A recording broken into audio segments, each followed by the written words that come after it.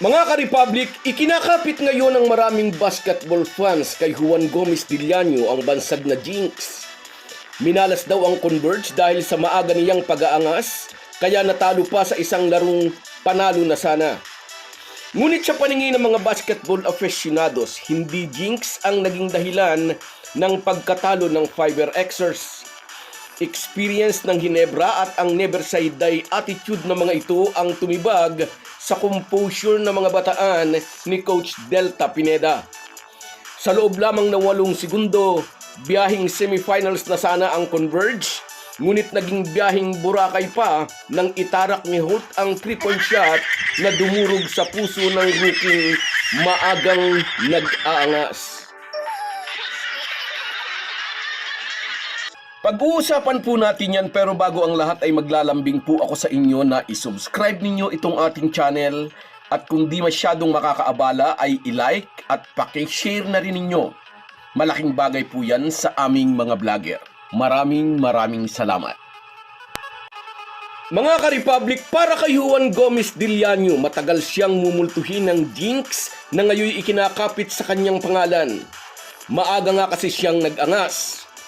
Ang thumbs down ay isa sa pinakapopular na simbolo ng disrespect sa larangan ng sports.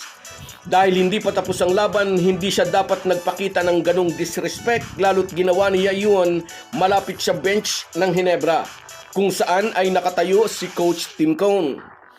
Alam naman nating lahat, sensitive si Tim Cone sa mga disrespect na nangyayari sa loob ng court. Yung simpleng pag-score kapag decided na ang resulta ng laro, ito'y ikinapipiko ng American Mentor. Ginawa rin ito ng Converge sa Ginebra nang una silang magharap sa elimination. Nagalit noon ang Ginebra coach at kinumpronta si Coach Delta Pineda na bandang huli ay nagpaliwanag na kailangan nilang gawin iyon dahil baka kailanganin nila kapag ginamit ang quotient system. May quotient system o wala, laging marespeto si Tim Cone sa kanyang mga kalaban. Kapag lamang na sila ng malaki, lagi niyang ini-instruct ang kanyang mga players na ubusin na lang ang oras kapag segundo na lang ang natitira sa game clock. Kung inyong naaalala, si Juan Gomez Diliano rin ang gumawa ng last shot na iyon noong magharap ang Ginebra at Converge sa elimination. At dito sa quarterfinals do or die, si Juan na naman ang nagpakita ng disrespect sa Barangay Ginebra.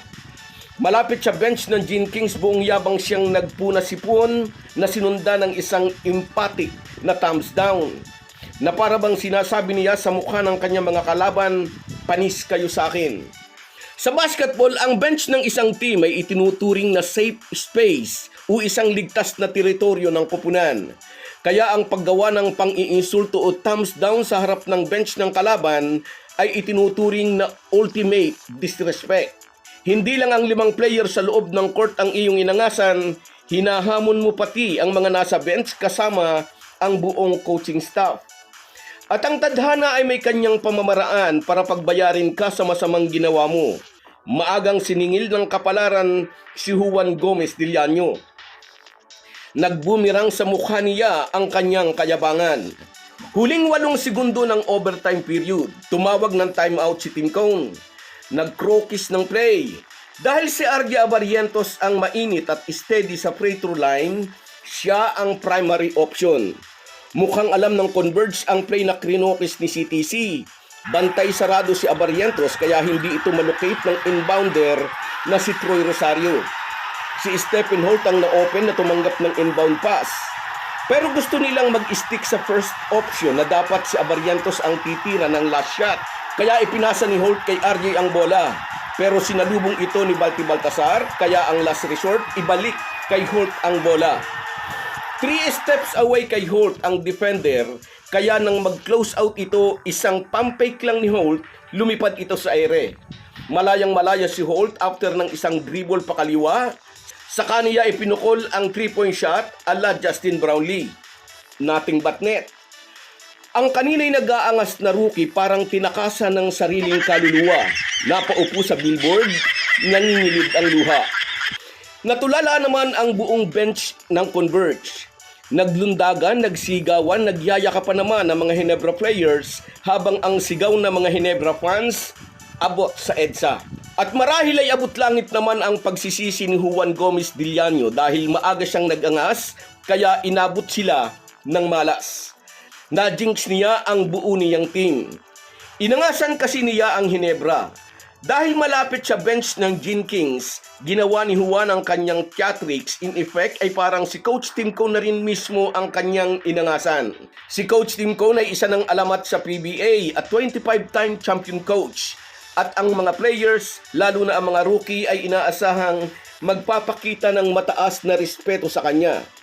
Ang pag-aangas ng isang rookie sa harap ng isang veteranong coach ay itunuturing ng marami na over the line. Iyon ang dahilan kung kaya pagkatapos ng laban, ang mga Hinebra reserves gaya ni Raymond Aguilar ay ipinakita rin ang kanilang pagkaasar sa pag-aangas ni Juan Gomez Diliano. May isang Converge fan ang nag-comment, may karapatan daw mag-angas Diliano kasi raw may contribution ito sa game. Ay si Raymond Aguilar daw, veterano raw na bangkulang. Ang sagot ko rito, ikaw ba kaibigan kahit janitor sa PBA, baka hindi ka tanggapin. Sa quarterfinals na ito, kahit may twice to beat advantage, ang Converge ay sa Hinebra pa rin ang naging huling halakhak. Kasi nga na-jinx, kasi nga inuna ang yabang. Ang pag-aangas ni Juan Gomez Diliano ay hindi basta-basta makakalimutan ng Hinebra. Sa sports o sa basketball, ang tawag dyan ay bulletin board material. Ibig sabihin, gagamitin nila itong motibasyon sa tuwing makakaharap nila ang Converge. So guys, yan lang muna. Hanggang sa muli. Kung wala po kayong mga viewers namin ay walang magtatagumpay na vlogger. Kaya salamat po sa inyong panunood. Shout out and Happy New Year, Frederick. Salamat sa panunood. Sa iyo rin, shout out. Armando R. Jimenez, yes, composure. Happy New Year sa iyo, idol. At sa iyo rin, Heriberto Negrete Jr., tama ka, Merry Christmas. Sa iyo rin, Ryan Alakabayan, aba oo naman, lungay-ngay nadali pa. Sa iyo rin, Marvin Cunanan, naulit, totoo lang. Sa iyo rin, shout out Ramon Garcia. Yes, napanood ko rin ang larong iyon. At sa iyo rin, Merson Kabady Vlog. Happy New Year sa inyong lahat. Kahit gaano po tayo kabisi, ay huwag po nating kalimutan ang ating buhay espiritual. Lagi po tayong magpasalamat sa bawat araw na dagdag sa ating buhay. Malaki po ang maitutulong ng pananalangin araw-araw. Isang paalala po, mula sa inyong Halo Halo Sports Republic.